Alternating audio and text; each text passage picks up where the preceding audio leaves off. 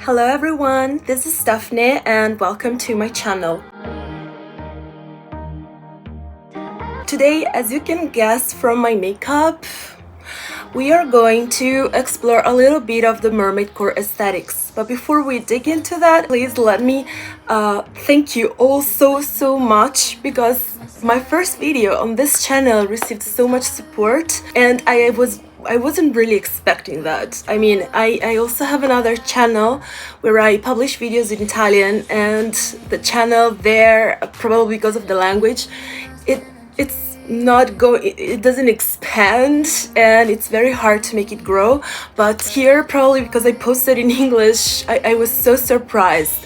But yeah, thank you again for your support, and if you like my contents, please don't forget to subscribe and hit the bell button to see when I post new videos. So before we dig into the outfits that I've created for this aesthetics, I want to talk a little bit about mermaid core, and especially let's say the critical points for people with let's say a diverse body shape and their struggle when they approach this aesthetic.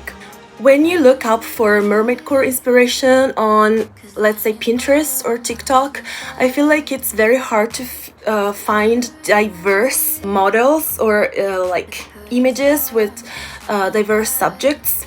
But I want to address that because mermaid core, I think it's a very versatile style that any person with any body shape can make their own and feel comfortable in. First of all, it's because the biggest vibe of this whole aesthetic is basically makeup and accessories, which is something that you can do and try to create.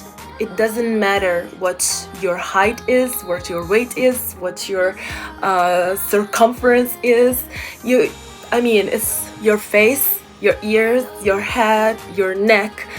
You don't really have to, be some kind of body shape to do that. The second reason is I actually think that mermaid core aesthetic is really beautiful on curvy bodies because it really gives this wavy image, and like the more curves you have, the more like this fishtail shape and the flexibility of it you can recreate with your outfits. So in this case, being curvier than average could be actually a plus. The third reason is that it is so easy to get basic garments for this style. You literally only need one long skirt, a cute top, something that's kind of crochet, natty, and some sea inspired or pearl accessories, and boom, you're mermaid. It's as simple as that. So yeah, I'm really looking forward to know what you think about this aesthetic. Why am I making this video now when it's basically the beginning of fall, at least in this northern hemisphere? Well, because I want to put back all my mermaid core garments, my mermaid core clothes. I want to put them back inside my suitcase and pull out full clothes.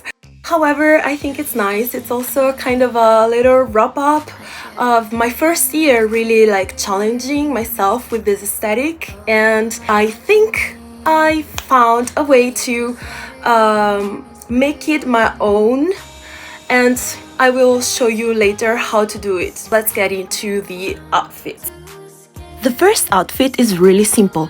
I wanted to recreate the image of a mermaid who just came ashore and made an outfit with what she found on the beach. She just grabbed an old sail to wrap around her body and a fisherman's net and tied everything up with a string of pearls. To recreate this vibe, I used a marine green satin dress and a very fresh cotton cardigan, both thrifted for less than €5. And then I added a pearl belt that I found online. The point here is of course the belt, and I positioned it on my hips to accentuate the curves on the area where the fishtail should begin. In the second outfit, our mermaid found her ropes in an old pirate ship that sank on the bottom of the ocean. She saw the figurehead on the bow of the shipwreck and took inspiration for a more feminine look, but she couldn't ignore the leather and golden accessories of the unlucky pirates whose destiny ended under the waves. I used the same dress as the previous outfit, but I layered it with a flounced white skirt. I then proceeded to tuck it inside my vintage leather belt, not only to give it an old pirate age vibe, but also again to accentuate the silhouette on the tail area. For my third outfit, I pictured a mermaid who just received a pair of magic legs and cannot wait to use them to walk, run, and dance. I wanted to challenge myself with two elements that you won't usually see in this aesthetic: trousers and bright colors. I chose long tight green flare trousers that show the curves of my hips and end wider on the bottom to recreate again the fishtail silhouette. Then I completed the look with a puffy sleeves white top and a yellow brocade corset. Yellow is not a mermaid color, but combined with green it gives sand and seaweed. What do you think? Was it a success? Moving on to the fourth outfit, here I just wanted to make something that is quintessential mermaid. I used the same top from the previous outfit and a satin marine green long skirt, accessorized with a pearl belt and a pearl necklace. I love how this skirt shows every single movement of my legs. It really looks like a mermaid tail. This outfit is so simple and yet so cute. It makes me feel like a mermaid princess, but it was actually really cheap and easy to put up. Do you like it? I named the fifth outfit Mother of Pearls because here everything is about iridescence and shine. I kept the beautiful skirt from the previous outfit and then used the lilac satin mini dress as a top. As Disney's Little Mermaid proved us, the subtle shade of marine green and lilac are not only a staple of the MERMAIDCORE palette, but also go so well together. This time, I decided not to use a belt because this outfit is already complete like this, in my opinion. The skirt is already creating a mermaid tail shape on its own. However, if you want to tone down the brightness to wear this outfit in an everyday situation, I suggest you to add an oversized blazer with a chunky texture. I have a grey one, but I thought that something white would also do the job. Third outfit with the same skirt, but this time I go in the opposite direction, and instead of creating something classy and sophisticated, I want to show all the mermaids out there that they can be a little bit hippie and freaky. For example, just find a crocheted brown top like this, and add some colored wooden accessories. Just make sure the brown has a cool undertone to match with our palette. I wanted to experiment more on the freaky side with a blue long tie-dye dress, a green cardigan, and a seaweed-inspired bandana. Everything is thrifted besides the bandana, which is from Lush. For this outfit, I imagined a mermaid who lives in the darkest depths of the sea and is used to swim in giant seaweed forests. I know this is not a typical Pinterest mermaidcore look, but I felt particularly creative with this one. So I'm pretty looking forward to hearing what you think about this in the comments. Did you know that some mermaids train the baby jellyfish to teach them how to swim so elegantly?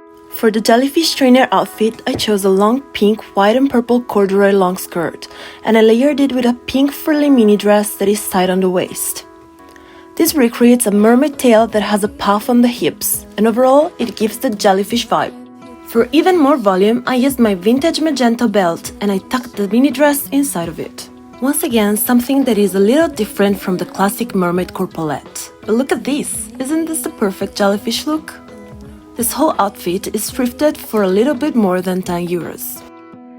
The Jelly Kelly look is the perfect mix between Barbie, the Hollywood sisters, and a mermaid. The white bandana, the frilly sheer cardigan, and the lace white top scream 90s and early year 2000, but together they create a flowy, puffy upper silhouette that contrasts with the long, tight corduroy skirt. Again, I feel like this is the perfect skirt to recreate the image of a jellyfish tentacles, so I cannot help myself but add volume on the top. I feel like this would also work with a white puffy or denim miniskirt. For the last two outfits, I decided to dig a little bit into the sirencore aesthetic. I don't feel too comfortable wearing black, but I do this for my dark mermaids out there. I see you, my little stars. First of all, I decided to style something more gothic with a long skirt that has some harness details on the thigh. Unfortunately, it was really hard to film the whole length of it. Then I wore my embroidered v-neck white shirt. The sleeves give me parrot vibes. I pulled everything together with a black corset with a chain detail to emphasize the waist and the curves of the hips.